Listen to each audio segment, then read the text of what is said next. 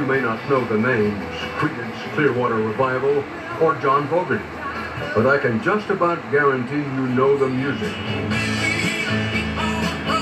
Songs like Proud Mary,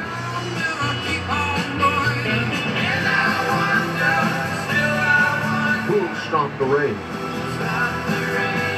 Looking Out My Back Door,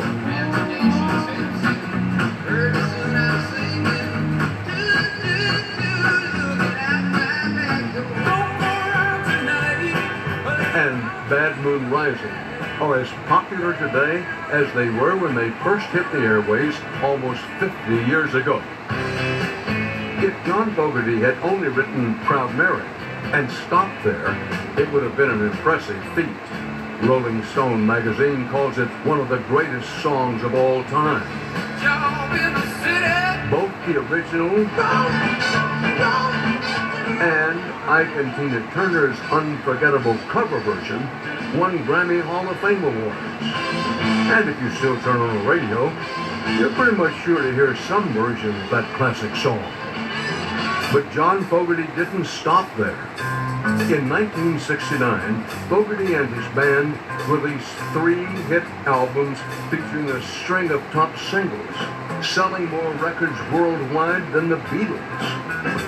John Fogerty was the heart and soul of the band, producing, writing, singing, and playing lead guitar on almost all of their hits. Creedence experienced tremendous success, but their spectacular rise came to an abrupt end as the group imploded with personal jealousies and resentments. John Fogerty has since had a successful solo career, but it didn't come easily. To get out of his record contract, he lost the rights to all of his Creedence songs. He then suffered financial and legal setbacks, struggled with depression and alcoholism, and he refused to play his CCR hits for years.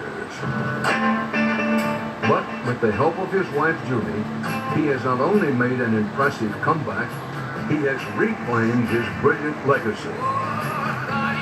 John, thank you very much for doing this. It's an honor, sir. Well, very happy to be here. Well, the pleasure's mine. Tell me where we are. What a beautiful place this is. We are in my home studio in my house. I've waited all my life to have something like this, and now I have it. We haven't actually recorded a masterpiece yet. We're still in the stage of getting everything to, be just so. I'm kind of traveling first rate here. It's all analog, vintage, married with up-to-date digital technology stuff. So pretty soon we'll be making music again. Well, you said you hadn't done a masterpiece in it yet. Tell me what you're working on. And you finished a book. I want to talk to you about that. You're into so many things. But right now, are you writing now? The book took a lot out of me, I must say. For you fellas that write books all the time, my hat's off to you. But I think for a period of 3 years or so, I was just trying to get every little detail right. I mean, there's still a couple stories I forgot, let alone the ones that just didn't fit because you can't have 15,000 pages in your book. So I'm sort of exhaling, you might say, and waiting for the next big thing. I practice guitar every day. I'm pretty disciplined about it. And I can tell having a guitar in my hands, when the little wheels start to turn, and it means you're gearing up and starting to feel good about making stories and songs again. So that's kind of the stage in that. Well, you practice guitar every day? Every single day. I'm surprised with that. For one thing, you're already listed as one of the 100 greatest guitarists of all time. In addition to being in the Songwriters Hall of Fame, I would think as long as you've been playing guitar, you would need to practice every day. First of all, I'd probably say, well, I'm a really well-known guitarist rather than being one of the greatest. But there are quite a few techniques, to guitar playing that I desire to have under my belt. And some of them I can't do. As a matter of fact, just this morning I had I've been pretty busy and not getting in all the practice I wanted to get in.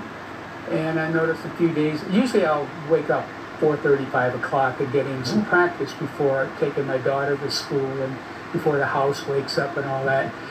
You know, I see some fellas that are really good, somebody like Brad Paisley, and realize that he was actually born after my band broke up, you know, Creedence. And so all of that he can do is since that time. I was thinking of it this way the other day. Now, if I'd have gotten busy just then, I'd be as good as he is, you see. So I have some catching up to do, and if I stick with it, I'll get there. Well, what an inspiration to some young guitarist out there who get up at 4:30 in the morning to practice before the household gets up as a general rule. Well, that's my time, meaning, because I'm a daddy and husband and, you know, a lot of other stuff going on. And by the way, you kids out there that are young and don't have any other duties, do your practicing now, because you got all that time. Yeah. But, you know, I'm very interested how you got into music. It still makes me scratch my head. I was born musical. I started whistling and singing and paying attention probably before I could walk. But there was an incident that I write about in my memoir. I was still in nursery school, in preschool, and my mother was one of the teachers, or moms, basically, in this little nursery school in El Cerrito. I was about 3 years old, 3.5 perhaps. One day, we came home from school, and she sat me down, and she handed me a little record. And she said, "Johnny, this is yours. I'm giving this to you." So then she puts it on the record player, and it turns out it's a Stephen Foster record. There's two songs were "Oh Susanna" and "Camptown Races." Doo-dah, doo-dah, right? And she explained to me that Stephen Foster was the songwriter. That's what she told me about the record. You know, and I love both sides, especially "Oh Susanna," which has stuck with me all my life.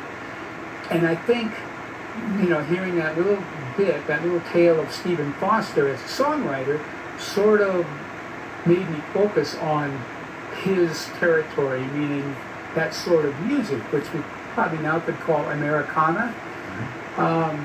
I just find it fascinating all these years later, and having had a career that I've had, that she told me that the man was a songwriter.